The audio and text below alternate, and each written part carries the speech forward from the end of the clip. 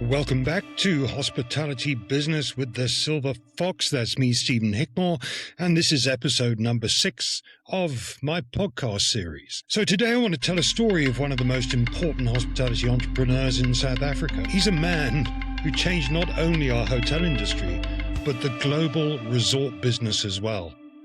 He is the OG of hospitality in South Africa, and that man is Sol Kerzner. If you work in hospitality, you study hospitality, or you own a guest house or dream of opening a restaurant, or simply want to understand what separates average businesses from extraordinary ones, then Sol Kerzner's story has lessons for all of us. Believe me, he was not perfect. He was controversial, and he was demanding. I know this firsthand. I did some work for him when he was opening a resort on the Comores Islands quite a number of years ago. Just his stare over the rim of his glasses made me nervous, and I always thought that I wasn't a person that was easily intimidated. I knew I had better get my job right, or I was going to face his wrath. Sol Kerzner took risks that would terrify most people, but he had vision, he had drive, and perhaps most importantly, he had the ability to see something where other people saw nothing. Kerzner was born in Durban in 1935, into a family that owned small kosher hotels. He understood hotels from the ground up because he grew up in them. He saw guests arriving, he watched staff working, and he learned about food, service, maintenance, housekeeping, and more importantly for him, accounting. He did not start as a billionaire. He was not coming from money. He started as a small boy in his family business. Later on, he studied accounting at Wits University, and he qualified as a chartered accountant. Now, that's important because hospitality is often seen as a glamorous industry, but the best hoteliers understand numbers as well as they understand service. Lesson number 1 from Sol Kerzner: great hospitality is built on strong financial discipline. Well, too many people in hospitality fall in love with the dream and ignore the numbers. Well, Kerzner loved both. He understood that every room, every restaurant seat, every entertainment venue, and every square meter of a property had to make financial sense. His first breakthrough came when he built South Africa's first 5-star hotel. That was the Beverly Hills Hotel in Umhlanga. This was in the late 1960s. Now, if you know the Beverly Hills Hotel, it's still a fantastic 5-star hotel now. I know, I've stayed in it quite often. Standards are still high. So there's a lot of traditional values in that hotel.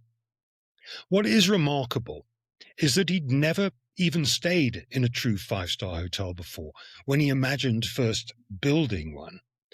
So he traveled to the United States and he looked at hotels in Miami, New York, and came back with ideas bigger than anything South Africa had seen before. Well, that leads me to lesson number 2. If you want to build something exceptional, you need to expose yourself to bigger ideas. Too many businesses simply copy what everybody else is doing. But Kerzner traveled, he observed, he studied, and he imagined something better. He asked himself, why should South Africans not have hotels that are just as glamorous and exciting as anything in America or Europe? He produced one of the first hotels in South Africa that had every room with a view, and that's what he saw in the Fontainebleau Hotel in Miami, and that's what he learned when he worked there for a period of time. After the Beverly Hills, he built the huge Elangeni Hotel on Durban's beachfront, and later co-founded Southern Sun Hotel Group. In the early 1980s, Southern Sun had become one of the largest hotel groups in the country. But Sol Kerzner was never satisfied with simply building hotels. He believed hotels should entertain people. Now, this is when I talk about the experience economy. He understood this very early on in his career. It wasn't just about service. It was about giving somebody an incredible experience. And he believed the guests wanted more than a bed and breakfast. He believed that hospitality should create emotion, excitement, and memories. That thinking eventually led to his biggest gamble of all, and that was Sun City. When Sol Kerzner first flew over the Pilanesberg area, which is a beautiful area in Mpumalanga with the most wonderful game reserve, so anybody listening from overseas, you've really got to go and visit there. It's about an hour and a half from Johannesburg. It will blow your mind. Many people saw empty land in the bushveld. He didn't. He saw a resort city. He saw golf courses, casinos, lakes, concerts, luxury hotels, and something Africa had never seen before. Most people would have said it was impossible. It was remote. It was expensive. It was risky. But Sol Kerzner built it anyway. And when Sun City opened in 1979, people couldn't believe it. Over time, it grew into 4 hotels, a championship golf course, a man-made lake, entertainment venues, and eventually the incredible Palace of the Lost City, beautiful 5-star hotel which revolves around a story of an ancient lost civilization. Lesson number 3. Entrepreneurs must be willing to take calculated risks. Now notice that I said calculated risks, not reckless risks. So Kerzner wasn't careless. He studied opportunities, he understood markets, and he knew there was a growing demand for entertainment and escape. He was willing to back himself when other people were uncertain. That's one of the biggest differences between successful entrepreneurs and average ones. Average people wait for certainty. Great entrepreneurs act before the certainty exists. Another important lesson from Sol Kerzner is the power of creating an experience. He understood something before anybody else did. People do not just buy products, they buy feelings. Well, there's the experience economy all over again. So people don't simply book a room, they book romance. And they book status. They book memories and they book escape. Kerzner once said that the challenge was to blow the customer away by giving them an experience beyond what they expected. If you own a hotel, a restaurant, a lodge, a guest house, or a tourism business, ask yourself, are you simply delivering a service, or are you creating an experience people will remember and talk about? Because the businesses that win are not always the cheapest. Kerzner was also obsessed over standards. He was known for walking through properties and noticing the tiniest details.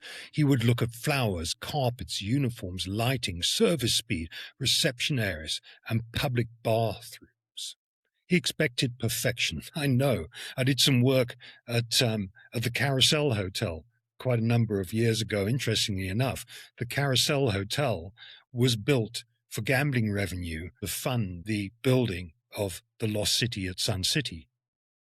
About 3 days before they were due to open, Kerzner went through there and he told the people to replace the carpets. They were not what he wanted. So he expected perfection. So some staff found him difficult. Some people found him intimidating. But his attention to detail became one of the reasons his hotels became famous. Lesson number 4, details matter. Excellence is not one big thing. It's 1,000 small things done properly. By the 1990s, Kerzner already had conquered South Africa, but he was not done. He looked overseas. He bought a failing resort in the Bahamas and turned that into legendary Atlantis Paradise Island. Again, he saw what others didn't. Other people just saw a bankrupt property. He saw one of the greatest destinations in the world, and he built one of the most beautiful resorts. He expanded into a massive resort with thousands of rooms, marine attractions, restaurants, casinos, entertainment venues. And he later took on a similar project, Atlantis in Dubai, with Atlantis the Palm. Lesson number 5, never stop evolving. Many entrepreneurs become successful and then become comfortable. Kerzner never stopped building, expanding, improving, and thinking globally. He also created the very excellent One and Only Resorts, which became known for ultra-luxury properties in beautiful destinations, such as the one in Cape Town. That teaches another lesson. Do not build a business that depends entirely on one product or market. Build brands, build systems, build experience people trust. That way, your business can grow beyond you. Kerzner was very, very good at recruiting the right people. Kerzner expected loyalty. He also expected excellence from every single manager, waiter, cleaner, chef that he employed. He was not the easiest person to get on with, as I mentioned before, but those that developed with him grew with him. It's important to say that Sol Kerzner's life wasn't without tragedy and controversy. He experienced some major personal losses, including the loss of his first wife and the death of his son Butch in a helicopter accident. He also faced criticism over aspects of his business dealings, and perhaps that's another lesson for entrepreneurs. Success does not mean a life without pain.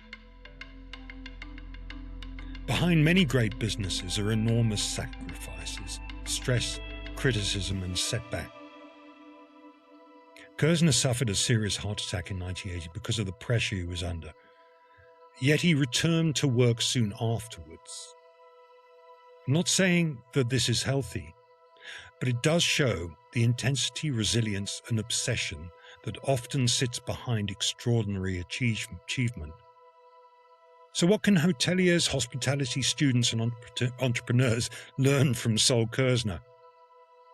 He understood the numbers. Number 2, he can think bigger than his surroundings. Number 3, take calculated risks. Number 4, create experiences, not just products. 5, obsess over the detail. Number 6, keep evolving. And then number 7, last but not least, never stop believing that you can build something extraordinary. Because that is what Sol Kerzner did. He took hospitality from simple hotels to entertainment, luxury, theatre, and experience. He helped put South Africa on the global hospitality map. And whether you admire every part of his story or not, there's no doubt that he remains one of the most influential hoteliers our country has ever produced. Sadly, Sol Kerzner passed away in March 2020, but his legacy remains, and he's a great lesson to all hoteliers and entrepreneurs in South Africa. So thank you for listening to this episode of Hospitality Business with the Silver Fox. That's me, Stephen Hickmore. I hope you enjoyed this episode, so please follow, share, leave a review, or visit me on hospitality.co.za, and I look forward to the next podcast.